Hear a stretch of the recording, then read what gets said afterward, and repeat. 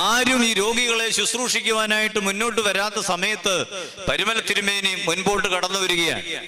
അദ്ദേഹത്തോടൊപ്പം മറ്റു രണ്ടുപേരും വന്നു. പക്ഷെങ്കിൽ ഈ രോഗം ബാധിച്ച് അവർ നേരത്തെ തന്നെ മരണപ്പെടുകയാണ്. പിന്നെ ആരും വന്നില്ല തിരുമേനിയുടെ കൂടെ. തിരുമേനി ഏകനായി ഈ രോഗികളെയൊക്കെ തന്റെ സ്ലീബ കൊണ്ട് ശിരസിന്മേൽ വെച്ച് പ്രാർത്ഥിച്ച് അനേകർക്ക് സൗഖ്യം കൊടുത്തു എന്നാണ് ചരിത്രം പറയുന്നത്.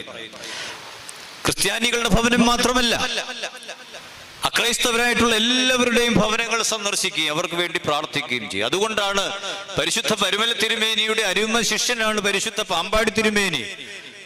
പാമ്പാടി തിരുമേനി കുന്നംകുളം ദേശത്ത് ഇതുപോലെയുള്ളതായ പ്ലേഗും വസൂരിയും ബാധിച്ച് അനേകർ മരണപ്പെടുമ്പോൾ ആരും അങ്ങോട്ട് പോകുവാനായിട്ട് ഭയത്തോടു കൂടിയിരിക്കുമ്പോൾ പാമ്പാടി തിരുമേനി ആ ദേശത്ത് കടന്നു എന്ന് അവർ